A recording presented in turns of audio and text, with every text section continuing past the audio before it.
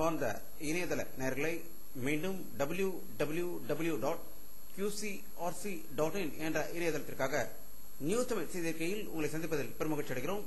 இன்று டிசம்பர் 1, 2009 முக்கிய செய்திகளை தற்போது பார்க்கலாம். காங்கிரஸ் தலைவர் சோனியா காந்தி அவர்கள் இன்று வெளியிட்டுள்ள ஒரு செய்தி அறிக்கையில், நேற்று பாராளுமன்ற மக்களவையில் கேள்வி நேரத்தின் போது காங்கிரஸ் எம்பிக்கள் அவையில் இல்லாதது குறித்து உடனடியாக தங்களுக்கு அறிக்கை அனுப்ப வேண்டும் என்று ஒவ்வொரு எம்பியையும் கேட்டுக்கொண்டதாக டெல்லியில் இருந்து தகவல்கள் வந்து கொண்டிருக்கிறது.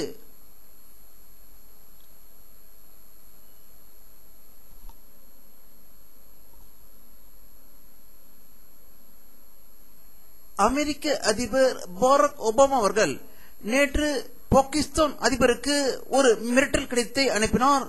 இன்று பாரத பிரதமர் மன்மோகன் சிங் அவர்களை தொலைபேசியில் தொடர்பு கொண்டு ஆப்கானிஸ்தான் நிலவரம் பற்றி கேட்டதாக செய்திகள் வெளிவந்து கொண்டிருக்கிறது.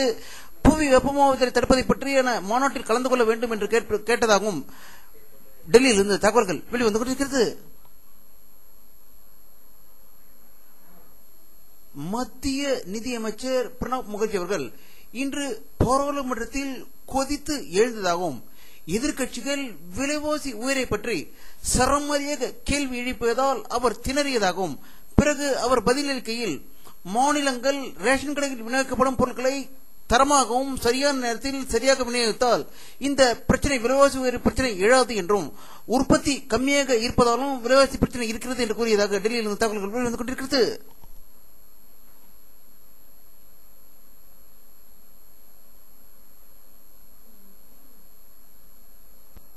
தர்மபுரி மாவட்ட பொன்னகரம் திமுக எம்எல்ஏ திரு பெரியண்ணன் அவர்கள் இன்று சென்னையில் உயிரிழந்ததாகவும், அவருக்கு வயது 54 என்றும், கேன்சர் நோயால் பாதிக்கப்பட்டவர் இன்று காலை 10 மணிக்கு உயிரிழந்ததாகவும், தமிழக முதல்வர் கருணாநிதி அவர்கள் அவர்களுடைய உடலுக்கு மலர் வைத்து அஞ்சலி செலுத்தியதாக சென்னையில் இருந்த தகவல்கள் வெளிவந்து கொண்டிருக்கிறது.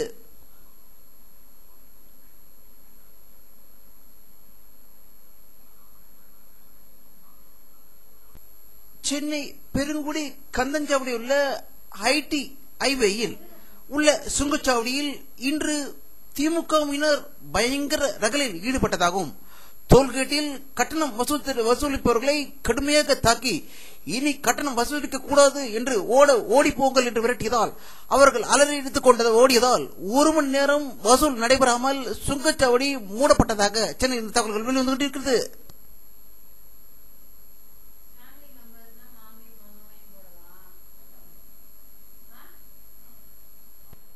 மதிமுக பொதுச்செயலாளர் வைகோ அவர்கள் வெளியிட்டுள்ள ஒரு செய்திக்கையில், திருச்செந்தூர் வந்தவாசி இடைத்தேர்தலில் திமுகவினர் 2000 முதல் 5000 ரூபாய் வரை ஓட்டுக்கு பணம் கொடுக்க திட்டமிட்டிருப்பதாகவும், இதற்கு போலீஸை உடந்தையாக பயன்படுத்த இருப்பதாகவும் அவர் திடுக்கிடும் தகவல் சென்னையிலிருந்து வெளியிட்டதாக செய்திகள் வெளிவந்து கொண்டிருக்கிறது.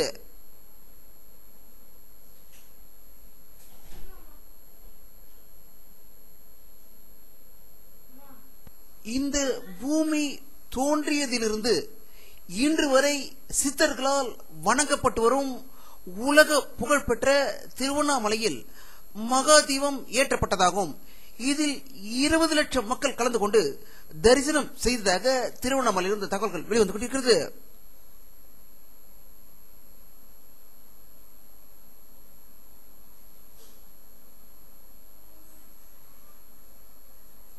நம்முடைய அரசியல் வல்லுநர்களின் கருத்து பொன்மொழிகளால் எழுதப்பட வேண்டியது என்பதை நிரூபிக்கும் வகையில் கர்நாடக மாநிலத்தில் எடைபிறப்பா ஆட்சியை கவிழ்க்காத ஜனார்தன ரெட்டி சகோதரர்களின் ஆந்திராவில் உள்ள சுரங்கங்களை வனத்துறை அனுமதி ரத்து செய்யப்பட்டுள்ளதாகவும், இதற்கு காங்கிரஸ் பின்னணி என்று செய்திகள் வெளிவந்து கொண்டிருக்கிறது. நம்முடைய அரசியல் வல்லுநர்கள் முன்பே கூறியிருந்தார்கள், காங்கிரஸ் கட்சியான நேரு குடும்பம் மறைமுக தீவிரவாதி என்பதை நிரூபிக்கும் வகையில் இது நடந்திருக்கிறது குறிப்பிடத்தக்கது.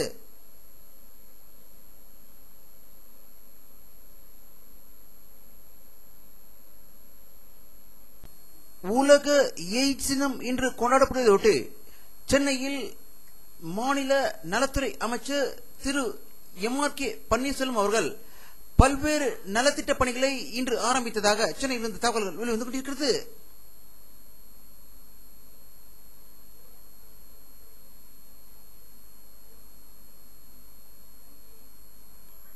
உலக எய்ட்ஸ் தினத்தை முன்னிட்டு அமெரிக்க அதிபர் பாரக் ஒபாமாவின் வெள்ளை மாளிகையில் எய்ட்ஸ் தின சின்னமான சிவப்பு கொடியை அவருடைய வீட்டின் முன்பு பறக்க விட்டிருப்பதை இந்த படத்தில் காணலாம்.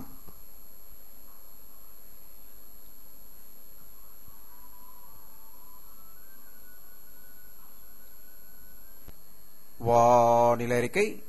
டிசம்பர் 1, 2009 பிற்பகல் 3 மணி எடுக்கப்பட்ட சேட்டலைட் போக்குவரத்து தற்போது பார்த்துக் கொண்டிருக்கிறீர்கள்.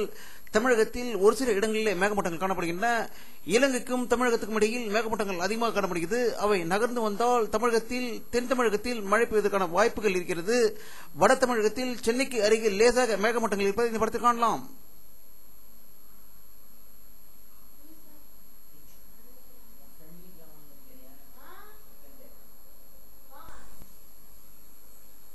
இத்துடன் இந்த செய்தி அறிக்கை நிறைவடைகிறது. மீண்டும் நியூஸ் தமிழ் செய்தி அறிக்கையில் உங்களை சந்திக்கும் வரை உங்களிடமிருந்து விடைபெறுவது உங்கள் கே பாலாஜி. நன்றி.